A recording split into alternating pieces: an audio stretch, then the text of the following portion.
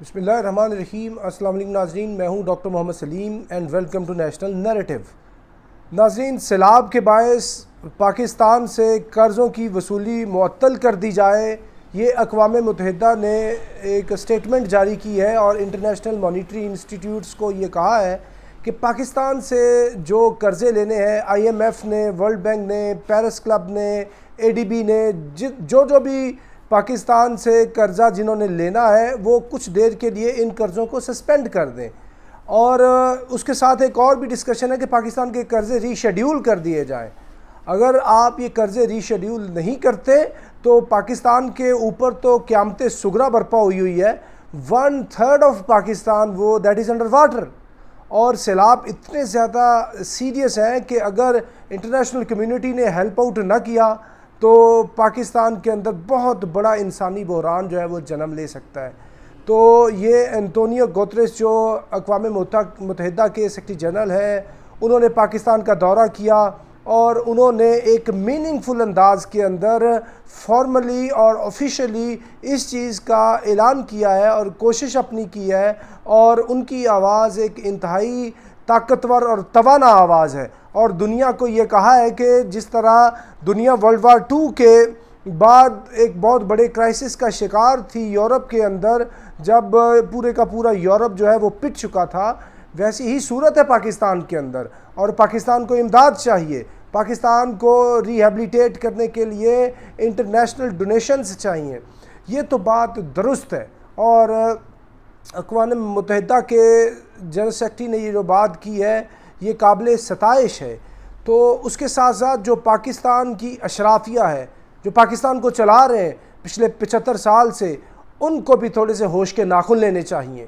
اور یہ جو سیلاب آئے ہیں، ہر سال سیلاب کے اندر کم از کم $2 بلین کا نقصان ہوتا ہے، اور پاکستان کے سیلابوں میں اتنا زیادہ نقصان ہو چکا ہے کہ بلینز آف ڈالرز کا نقصان ہے، وہ میں گنوا چکا ہوں پہلے کہ ایٹ لیسٹ کوئی $57 بلین کا نقصان ہو چکا ہے۔ تو اگر یہ ریزروائرز بنائیں، یہ چیزیں کریں، تو پاکستان اس چیز سے نجات حاصل کر سکتا ہے۔ یہ خالی عالمی برادری نے نہیں آپ کی آ کے مدد کرنی، first of all you have to help yourselves, اور جب آپ خود اپنی مدد کریں گے تو پھر دوسرے آئیں گے۔ جب مدد آتی ہے، انٹرنیشنل مدد آتی ہے، اس میں بھی چوری چکاری کے واقعات ہو جاتے ہیں، اور اس کے بھی جو اکاؤنٹ سے ہیکرز اکاؤنٹ کو ہیک کر لیتے ہیں۔ تو اس کے اندر ہمیں بھی اپنا ہاؤس آرڈر کے اندر لانا ہوگا، اور اشرافیہ کو پاکستان کے اندر یہ جو سیلاب والے معاملات ہیں ان سے نمٹنے کے لیے فارسٹیشن کرنی ہوگی، اور اس طرح کے ریزروائرز اور دیگر جتنے اقدامات ہیں ان کو کرنا ہوگا۔ اس کے ساتھ کابل کے اندر ایک بہت ہی افسوسناک واقعہ ہوا ہے۔ کابل کے اندر مسجد کے باہر بم دھماکے میں 14 افراد جاں بحق ہوئے ہیں اور 36 زخمی ہوئے ہیں۔ ناظرین، یہ بات مد نظر رہے، کابل کے اندر سے جتنی بڑی زیادہ انٹرنیشنل انگریس تھی، جتنے زیادہ انٹرنیشنل ٹیررسٹس بیٹھے ہوئے تھے داعش کی شکل کے اندر، اور اس کے علاوہ بلیک واٹر کے لوگ تھے، زی کے لوگ تھے، ڈائن کور کے لوگ تھے، مختلف انٹرنیشنل مرسنریز بیٹھے ہوئے تھے۔ امریکنز تو چلے گئے تھے، لیکن اس کے بعد انہوں نے ان کا پل آؤٹ نہیں کیا۔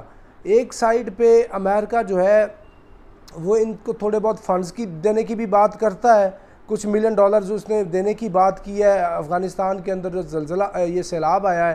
دوسری سائیڈ پر ادھر جو ہے ٹیررزم جو ہے اس کو وہ ختم کرنے کے لیے کوئی کوشش نہیں کر رہا، کیونکہ ادھر کچھ 14 سے 16 ہزار کانٹریکٹرز بیٹھے ہوئے ہیں، سیکیورٹی کانٹریکٹرز، جن کی ان ون وے اور دی ادر جو فائنینشیل اسسٹنس ہے وہ CIA کرتی ہے، اور افغانستان کے اندر ابھی امن نہیں آیا۔ ہم نے تو افغانستان سے بات کی ہے کہ آپ TTP کو میننگ فل طریقے سے آؤٹ کریں۔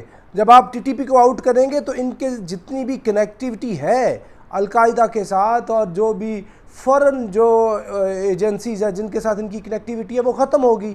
جب ٹیررسٹ بیٹھا ہوگا تو وہ اگر پاکستان کو بلیڈ کرے گا تو کسی صورت ان کے جو سپورٹنگ وہ گروپس ہیں وہ آپ کو بھی بلیڈ کریں گے، اور یہی ہوا ہے، جو ایک انتہائی افسوس کی بات ہے، اور اس کے اوپر افغانستان کو سوچنا چاہیے۔ اور ابھی افغانستان کے اندر طالبان کی حکومت ہے، اور جب تک ان کو پوری نکیل نہ ڈالی جائے گی ٹیررسٹ کو، تب تک امن نہیں آئے گا، نہ میننگ فل انداز سے افغانستان میں آئے گا نہ پاکستان میں آئے گا۔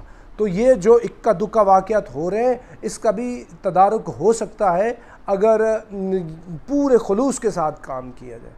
تو اس کے علاوہ سپریم کورٹ کے چیف جسٹس عمر عطا بندیال نے یہ کہا ہے کہ سیاسی جماعتیں تنازع کے تصفیے کے لیے مذاکرات کریں، اس کا کوئی قانونی حل نہیں ہے۔